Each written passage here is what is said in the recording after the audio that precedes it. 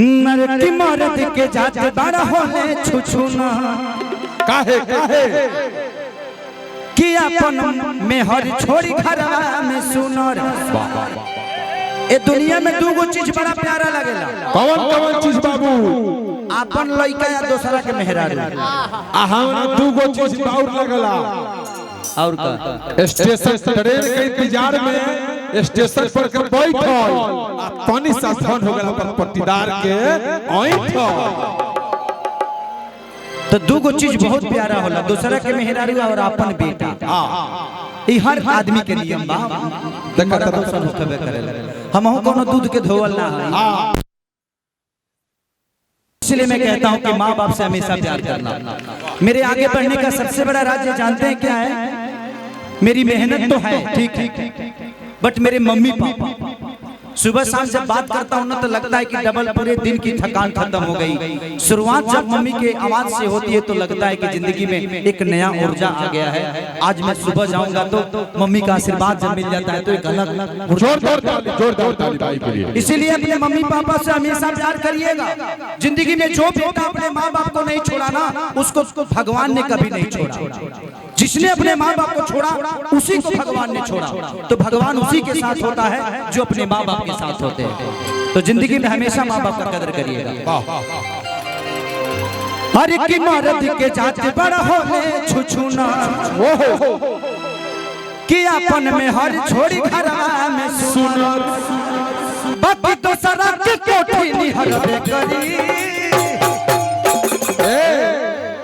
ई बतिया मौगी कहतिया के करा ई तो सरा के कोठी निहरबे करी। तो मर्दा का कहता कि जब मर्द से मेहरी लड़बे करी तो हई भातार में जब हरी लड़बे करी।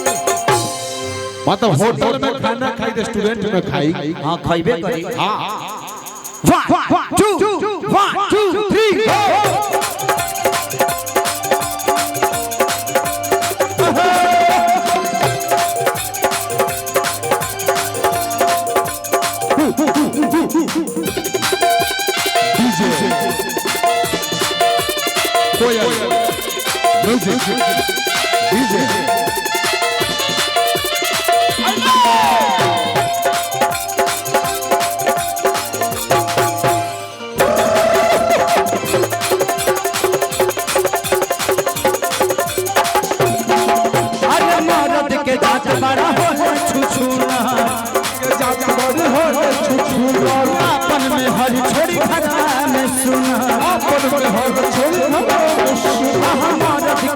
बड़ा होले छुछुना अपन में हर छोड़ी घरवा में सुना।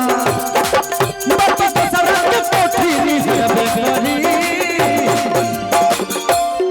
बोले जब मर्द से मेहरी लड़बे करी तो भातार में जब हरी मरबे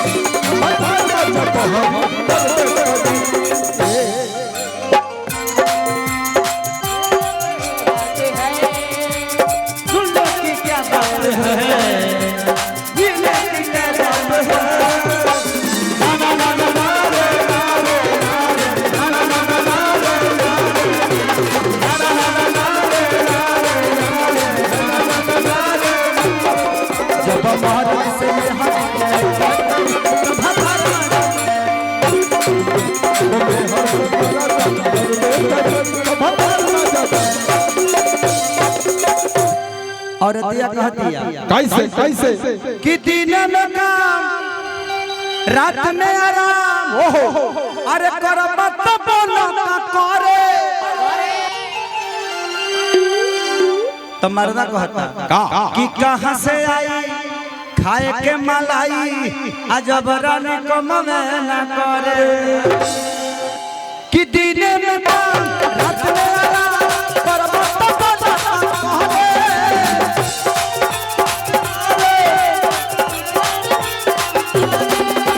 कहां से आई खाए के के मलाई जबरानी कम में न करे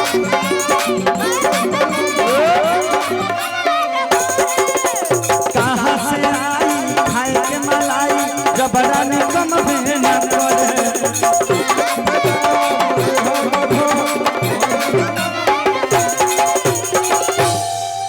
कि ऐसे बोला बात सब कुछ लहर में करी तो जब महाराज से हरी लड़बे करी तब हतारा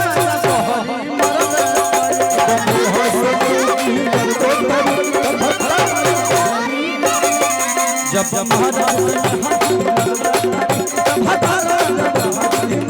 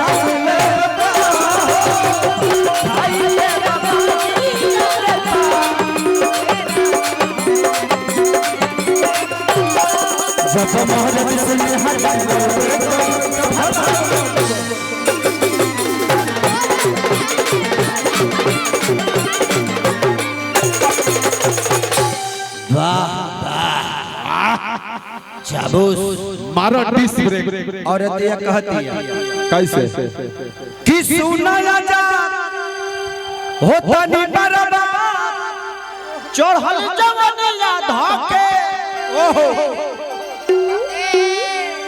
तो मर्दा कहता का कि नाम हखे सारी भइल बा बीमारी जा हमरे लुका है तू सके कि सुना लगा होता नी बरबाद चढ़ल जवनिया धके